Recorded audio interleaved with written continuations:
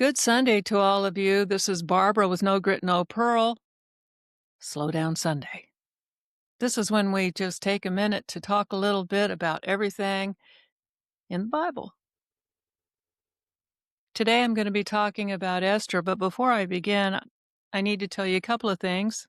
I'm going to be reading a lot of this message because I want to make sure I get it right. And I wrote this message and had it ready to go, and then news broke that kind of made me have to sit back and reflect a little bit. As I'm sure most of you know, a Hanukkah celebration in Sydney, Australia, gathering meant for light and remembrance was just shattered by unspeakable violence. And Jewish families that had come together to celebrate have had their lives changed forever, and lives were lost, and it's just unbearable. And all of that matters because Esther is not an old story about a distant people. No, the story of Esther is born out of hatred toward the Jewish people all those centuries ago. Hatred that was legal, organized, and celebrated by those in power. And it matters because it reminds us that the world Esther lived in is not as far away as we would like to think, unfortunately. And there are seasons when God feels silent, when prayers feel unanswered, and when life looks more like an endurance than any kind of a victory. Esther reminds us, though, that silence does not mean absence, and quiet does not mean inactive. God may not always announce himself, but he never stops keeping watch. He's got an eye on you and me at all times. And if he was faithful then, well, he certainly is faithful now. So let me tell you about Esther.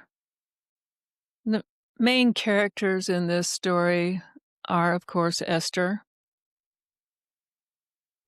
Mordecai, Esther's cousin, who raised her, King Xerxes, who is the king of this huge kingdom of Persia, and Haman, the evildoer, who is a jealous, vindictive, ladder-climbing person who tries to kill all the Jews. So here's where we begin. King Xerxes ruled the Persian Empire, and he wanted everybody to know about it, so he threw a big party. Actually, he threw a bunch of parties. Scripture tells us he held a celebration that lasted 6 months. Can you imagine? And then right after that, showing off all of his wealth and power, he had another one, 7 days of feasting in the capital city. And the Bible is plain spoken about it. There was no limit to the drinking. Well, we know what happens when all of that goes on all the time. It hardly ever ends happily. Somewhere deep into the wine, the king sent for his beautiful wife, Queen Vashti, and he wanted her brought in wearing her crown so she could be paraded in front of the men to admire her beauty.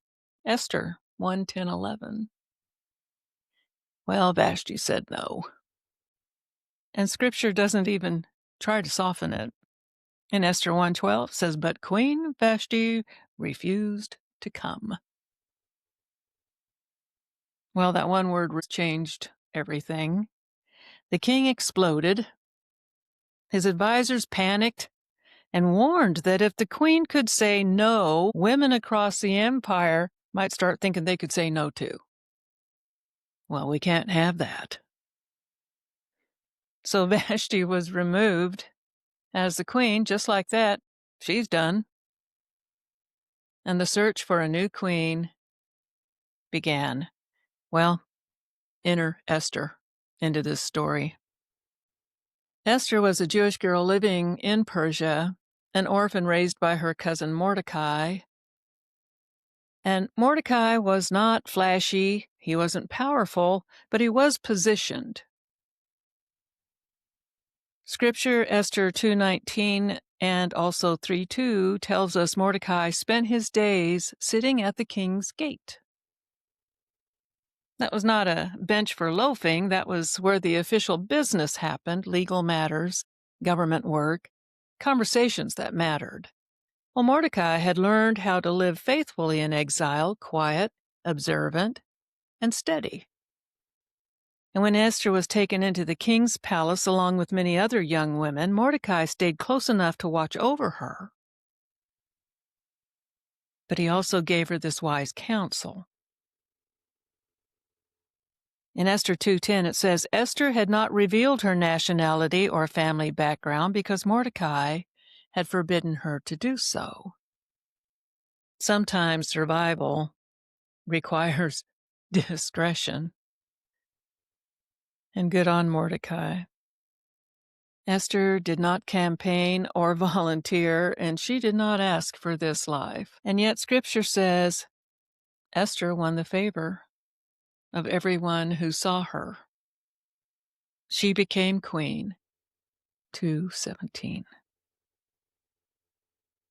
And while Esther was settling into palace life, Mordecai was still at the gate, listening. And one day, Scripture says, he uncovered a plot to assassinate the king. He told Esther.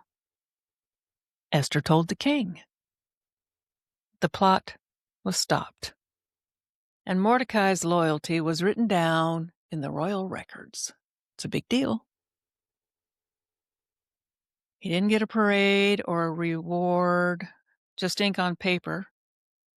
And then that record, though, was soon forgotten about. And then here comes a man named Haman, who was promoted to a high position of power, and everyone was ordered to bow down to him. Well, everyone did, apparently, except Mordecai.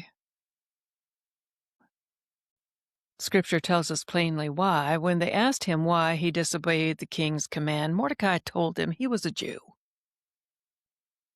He wasn't Prussian. Mordecai was not loud about his faith, but he could not cross that line. Well, that refusal enraged Haman. And when he learned Mordecai was Jewish, Scripture says he scorned the idea of killing only Mordecai. Instead, Haman looked for a way to destroy all Mordecai's people, the Jews. That's in Esther 3:6. This was not personal bitterness. This was legalized hatred. Haman convinced the king to sign a decree ordering the destruction of the Jewish people. Once the law went out, panic spread across the empire. And now we get to the moment that Esther could not avoid. Mordecai sent word to Esther urging her to speak to the king. Esther answered honestly, anyone who goes to the king without being summoned is put to death. And I have not been called for 30 days. What do you want me to do? Esther 4:11. That is when Mordecai sent back the words that still echo today. Esther 4:14. And who knows but that you have come to your royal position for such a time as this? Notice what Mordecai believed. In Esther 4:14, he says, relief and deliverance for all the Jews will arise from another place. He trusted God's promises, even though God is never named. Esther's reply was not dramatic. but it was determined. Esther had pluck. "I will go to the king," she says, "and if I perish, I perish." 4:16. She asked the people to fast, pray, and then she went. The king extended the gold scepter, sparing her life. It tells us in she didn't rush. She invited the king and Haman to a banquet. Then another, and then another. And then scripture says that night the king could not sleep.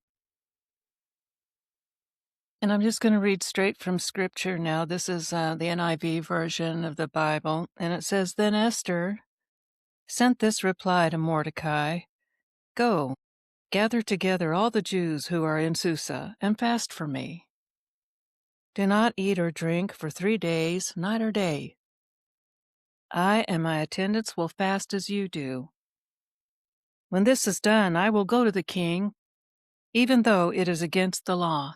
And if I perish, I perish.' So Mordecai went away and carried out all of Esther's instructions. And on the 3rd day, Esther put on her royal robes and stood in the inner court of the palace in front of the king's hall. And the king was sitting on his royal throne in the hall facing the entrance. And when he saw Queen Esther standing in the court, he was pleased with her and held out to her the gold scepter that was in his hand. So Esther approached and touched the tip of the scepter. Then the king asked, 'What is it, Queen Esther? What is your request?' 'Even up to half the kingdom, it will be given to you.' 'If it pleases the king,' replied Esther, 'let the king, together with Haman, come today to a banquet I have prepared for him.' 'Bring Haman at once,' the king said, 'so that we may do what Esther asks.' So the king and Haman went to the banquet Esther had prepared, and as they were drinking wine, the king asked Esther again, 'Now, what is your petition?' 'It will be given you. And what is your request? Even up to half the kingdom, it will be granted.' And in 5:7, Esther replied, 'My petition and my request is this. If the king regards me with favor, and if it pleases the king to grant my petition and fulfill my request, let the king and Haman come tomorrow to the banquet I will prepare for them. Then I will answer the king's question.' So Haman, he goes out and he is in high spirits.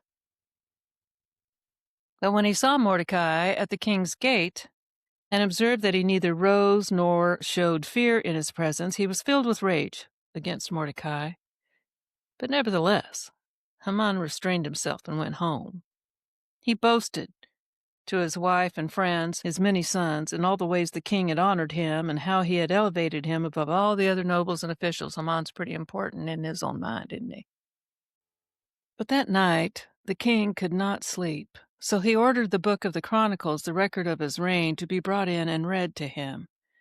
Well, it was found recorded there that Mordecai had exposed Bigthana and Teresh, two of the king's officers who guarded the doorway, who had conspired to assassinate King Xerxes. 'What honor and recognition has Mordecai received for this?' the king asked. 'Nothing has been done for him,' his attendants answered. And the king said, 'Who is in the court?' Now Haman had just entered the outer court of the palace to speak to the king about impaling Mordecai on the pole he had set up for him. His attendants answered, 'Haman is standing in the court. Bring him in,' the king says. When Haman entered, the king asked him, 'What should be done for the man the king delights to honor?' Uh-oh. Now Haman thought to himself, 'Who is there that the king would rather honor than me?' So he answered the king, 'For the man the king delights to honor, have them bring a royal robe the king has worn, and a horse the king has ridden, one with the royal crest placed on its head. Then let the robe and horse be entrusted to one of the king's most noble princes, Let them robe the man the king delights to honor and lead him on the horse through the city streets, proclaiming before him, 'This is what is done for the man the king delights to honor.'" "Go at once," the king commanded Haman. "Get the robe and the horse and do just as you have suggested for Mordecai, the Jew, who sits at the king's gate." Well, now you can imagine how well that went over.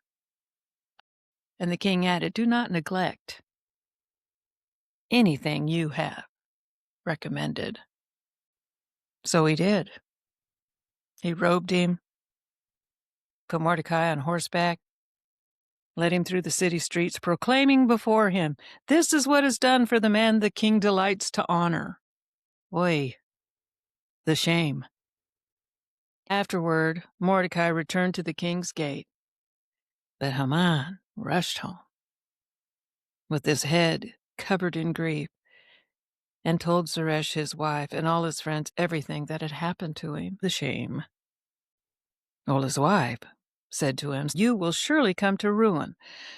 While they were still talking with him, the king's eunuchs arrived and hurried Haman away to the banquet Esther had prepared.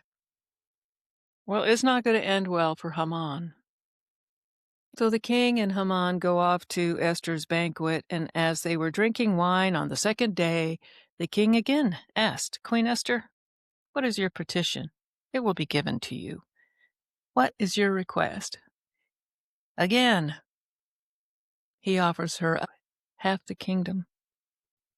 And finally, Queen Esther answers and says, "If I have found favor with you, your majesty, and if it pleases you, grant me my life. This is my petition, and spare my people. This is my request. For I and my people have been sold to be destroyed, killed, and annihilated. If we had merely been sold as male and female slaves, I would have kept quiet because no such distress would justify disturbing the king." King Xerxes asked Queen Esther, "Who is he? Where is he, the man who dared to do such a thing?" Esther said, "An adversary, an enemy, this vile Haman." Well, terrified, Haman takes off. King got up in a rage, left his wine and everything, went into the garden. And Haman, realizing that the king had already decided his fate, stayed behind to beg Queen Esther for his life. The gall. And just as the king returned from the palace garden to the banquet hall, Haman was falling on the couch where Esther was reclining. What? And the king exclaimed, "Will he even molest the queen while she is with me in the house?" And as soon as the word left the king's mouth, they covered Haman's face. Then Harbona, one of the eunuchs attending the king, said, "A pole reaching to a height of 50 cubits stands by Haman's house. He had it set up for Mordecai, who spoke up to help the king." Well, now it's all out, right? And the king said, "Impale him on it." So they impaled Haman on the pole he had set up for Mordecai. And then the king's fury finally subsided. So now what are we going to do about this edict that can't be reversed? While he was troubling over this, he had Mordecai come into the presence of the king, for Esther had told him he was related to her. Finally, the king took off his signet ring, which he had reclaimed from Haman, and presented it to Mordecai. And Esther appointed him over Haman's estate. And Esther again pleaded with the king. Falling at his feet and weeping, she begged him to put an end to the evil plan that Haman had devised against the Jews. And then the king extended the gold scepter to Esther, and she arose and stood before him. "If it pleases the king," she said, "and if he regards me with favor and thinks it is the right thing to do, and if he is pleased with me, let an order be written overruling the dispatches that Haman, son of Hammedatha the Agagite, devised and wrote to destroy the Jews and all the kings. For how can I bear to see disaster fall on my own people?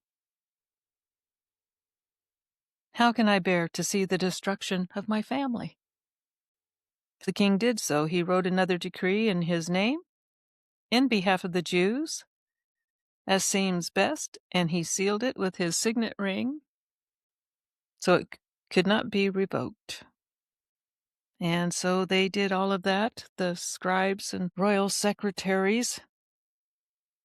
And on the 23rd day of the 3rd month, the month of Sivan, they wrote out all Mordecai's orders to the Jews and to the satraps and governors and nobles of the 127 provinces, stretching from India to Cush. These orders were written in the script of each province and the language of each people to the Jews in their own script and language, so there could be no mistake. And the couriers riding the royal horses went out, spurred on by the king's command, and the edict was issued in the citadel of Susa. But all of this is to say that after all of this, their rescue is still remembered today in the celebration of Purim, Esther 9:26-28.